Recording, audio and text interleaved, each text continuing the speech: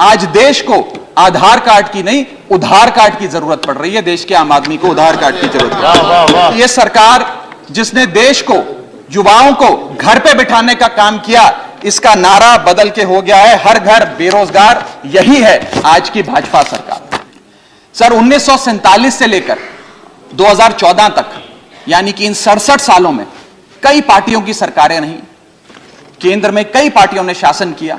इन 67 सालों में तमाम पार्टियों की सरकारों ने मिलकर कुल कर्जा 55 लाख करोड़ का लिया था। इस बीजेपी की सरकार ने कुल कर्जा 85 लाख करोड़ रुपए लिया। यानी कि एक तरफ 67 सालों का, बीते 67 सालों का 55 लाख करोड़ का कर्जा, और इस सरकार ने अकेले 8 सालों में 85 लाख करोड़ रुपए का कर्जा ले लिया। मैं पूछना चाहता हूं इनसे कि ये तो मुफ्त की रेवड़ी भी नहीं बांटते, तो फिर इनका कर्जा इतना कैसे बढ़ता जा रहा है? ये पैसा जा कहां रहा है, किसकी जेब में जा रहा है? यानी कि आमदनी 98, खर्चा रुपया, यह सरकार ने करके हम सबको दिया है। सर रुपया भी गिर गया और भारत के एक्सपोर्ट्स भी गिर गए। ना खुदा मिला, ना विसाले सनम, ना इधर के रहे ना उधर के रहे।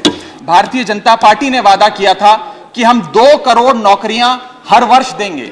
सर नौकरियां तो नहीं आई, लेकिन बीजेपी की सरकार ने बेरोजगारी दर को 45 सालों में सर्वाधिक कर दिया। सर 45 ईयर हाई पे अनएम्प्लॉयमेंट रेट कर दिया। सर 2014 में तो बेरोजगारी दर 4.9% था, यह बेरोजगारी दर 4.9% से बढ़कर 8% पे आ गया। 8%। और यह तो ऑर्गेनाइज सेक्टर की बेरोजगारी है। अनऑर्गेनाइज सेक्टर के जॉब लॉसेस, एमएसएमई के कारखाने कितने बंद हो गए, उनका घर बिक गया, कारखाने बंद हो गए, उसका तो हिसाब ही सरकार के पास नहीं है। सर हम लोग छाती चौड़ी कर कर कहते हैं कि हम युवा देश हैं, हम युवाओं का देश हैं, हमें अपने डेमोग्राफिक डिविडेंड पे गर्व है, फक्र है।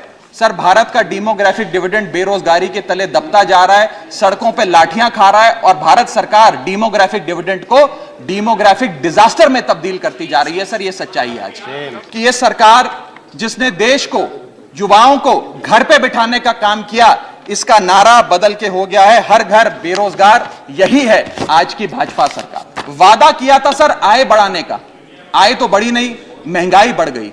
और सर बढ़ती महंगाई और घटती कमाई के चलते आज देश को आधार कार्ड की नहीं उधार कार्ड की जरूरत पड़ रही है। देश के आम आदमी को उधार कार्ड की जरूरत है। मैं कहना चाहूंगा कि यह सरकार आप सबको गरीब कर रही है।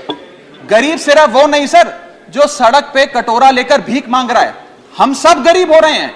गरीब इसलिए हो रहे हैं कि हमारी आमदनी नहीं बढ़ रही, लेकिन महंगाई बढ़ती जा रही है। सर मैं उदाहरण देता हूं, एक शख्स जो 20,000 रुपए महीने के कमाता था और 18,000 रुपए खर्च करता था, वो महीने का 2,000 रुपए बचाता था। आज उसकी आमदनी 20 की 20 है, 20,000 है, लेकिन खर्चा 18,000 से बढ़कर 25,000 करोड़ हो गया। यानी कि 20,000 की आमदनी, 25,000 का खर्च, 5,000 रुपए की नुकसान का खामियाजा का कर्जा देश का एक एक आदमी भुगत रहा है। 2014 में जब यह सरकार बनी थी तो पेट्रोल 55 रुपए प्रति लीटर पे बिकता था, आज पेट्रोल 100 रुपए प्रति लीटर पे बिकता है। डीजल 45 लीटर पे बिकता था, 45 रुपए प्रति लीटर, वो डीजल आज 90 रुपए प्रति लीटर पे बिक रहा है। सर एक गैस का सिलेंडर 400 रुपए का मिलता था बाजार में 2014 में जब इनकी सरकार आई थी, आज वो गैस का सिलेंडर 1100 रुपए का हो गया। सर 1100 रुपए का। दूध 1 लीटर 36 रुपए का मिलता था, दूध आज 60 रुपए प्रति लीटर हो गया है। और सर सीएनजी 40 रुपए प्रति यूनिट प्रति केजी मिला करती थी, आज वो सीएनजी 80 रुपए प्रति यूनिट मिलती है। सर इस देश में जब प्याज के दाम 100 रुपए प्रति केजी के ऊपर हो गए और इस सदन में हंगामा हुआ, तो माननीय वित्त मंत्री जी ने कहा कि मैं प्याज नहीं खाती, तो मुझे उनके भाव से, प्याज की कीमतों से कुछ लेना देना नहीं है। ये मेरा विश्वास है सर कि माननीय वित्त मंत्री जी आटा, चावल, दाल, दूध, दही, पनीर तो अवश्य खाती होंगी, क्योंकि इन सब के भाव बढ़ गए। जीएसटी लगा लगा के इन्होंने देश की थालीनॉमिक्स, फूड इन्फ्लेशन को बिगाड़ दिया। आमदनी 98, खर्चा रुपया, यह सरकार ने करके हम सबको दिया है। सर 1947 से लेकर 2014 तक, यानी कि इन 67 सालों में कई पार्टियों की सरकारें रहीं, केंद्र में कई पार्टियों ने शासन किया। इन 67 सालों में तमाम पार्टियों की सरकारों ने मिलकर कुल कर्जा 55 लाख करोड़ का लिया था, और बीते 8 सालों में 2014 से 2022 में इस बीजेपी की सरकार ने कुल कर्जा 85 लाख करोड़ रुपए लिया। यानी कि एक तरफ 67 सालों का, बीते 67 सालों का 55 लाख करोड़ का कर्जा, और इस सरकार ने अकेले 8 सालों में 85 लाख करोड़ रुपए का कर्जा ले लिया। मैं पूछना चाहता हूं इनसे कि ये तो मुफ्त की रेवड़ी भी नहीं बांटते, ये तो मुफ्त की रेवड़ी में भी विश्वास नहीं रखते, तो फिर इनका कर्जा इतना कैसे बढ़ता जा रहा है? ये पैसा जा कहां रहा है, किसकी जेब में जा रहा है? दोस्तवाद की नीति के तहत कौन से इनके दोस्त हैं जिन्हें फायदा पहुंचाया जा रहा है? ये मैं पूछना चाहता हूं सर 2014 में जब भाजपा की सरकार बनी तो government debt to GDP ratio 40% था, मात्र 40%। आज government debt to GDP ratio इस देश में 90% छू रहा है सर, 90%। अगर किसान अपना कर्ज का भुगतान नहीं करता तो उसके नाम के नोटिस चिपकाकर किसान की बदनामी करती है यह सरकार, और बड़े बड़े उद्योगपति जो लाखों करोड़ रुपए डकार गए उन्हें बिजनेस क्लास में बिठा के देश से रवाना करती है सर ये सरकार।